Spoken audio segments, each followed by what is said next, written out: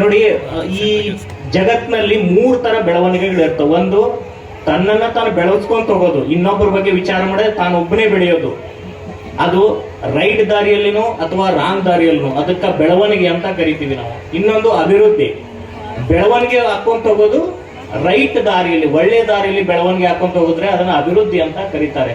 ಇನ್ನು ಯಶಸ್ಸು ಅಂದ್ರೆ ಏನಂತಂದ್ರೆ, ತಾನೂ ಬೆಳೀತಾ, ಒಳ್ಳೆ ದಾರಿಯಲ್ಲಿ ಬೆಳೀತಾ ಇನ್ನೊಬ್ಬರನ್ನ ಬೆಳೆಸೋದೇನಿದೆಯಲ್ಲ ಅದನ್ನ ನಾವು ಯಶಸ್ಸು ಅಂತ ಕರಿತೀವಿ. ಆ ಯಶಸ್ಸಿಗೆ ಒಂದು ಉದಾಹರಣೆ ಯಾವ್ದಂತಂದ್ರೆ ನಮ್ಮ ಈ ಧರ್ಮಸ್ಥಳ ಗ್ರಾಮೀಣಾಭಿವೃದ್ಧಿ ಸಂಸ್ಥೆ ಅಂತ ಹೆಮ್ಮೆಯಿಂದ ಹೇಳ್ಬೇಕಾಗುತ್ತೆ ನಾವು. ಈ ಸಂಸ್ಥೆ ಬಗ್ಗೆ ಇನ್ನೊಂದು ಹೇಳ್ಬೇಕಂತಂದ್ರೆ, ಇದರ ಮೂಲ, ನಾನು ಒಬ್ಬ ಫಲಾನುಭವಿನ, ಸ್ವತಃ ನಾನು ಒಬ್ಬ ಫಲಾನುಭವಿ ಅಂದ್ರೂ ಕೂಡ ತಪ್ಪಾಗ್ಲಿಕ್ಕಿಲ್ಲ. ನಮ್ಮ ತಾಯಿನೂ ಕೂಡ, ನಾನು ಇಂಜಿನಿಯರಿಂಗ್ ಓದ್ಬೇಕಾದ್ರೆ ನಾವೇನು ತುಂಬಾ ಬಡವರಿದ್ವಿ, ನನ್ ಕಲಿಸ್ಬೇಕಾದ್ರೂ ನಮ್ಮ ತಾಯಿನೂ ಕೂಡ ಧರ್ಮಸ್ಥಳ ಸಂಘದಿಂದ ಸಾಲ, ನನ್ಗೆ ಇನ್ನೂ ನೆನಪಿದೆ, ಧರ್ಮಸ್ಥಳ ಸಂಘದಿಂದ ಸಾಲ ತೆಗೆಸಿ ನನ್ನ ಓದಿದಾಳೆ.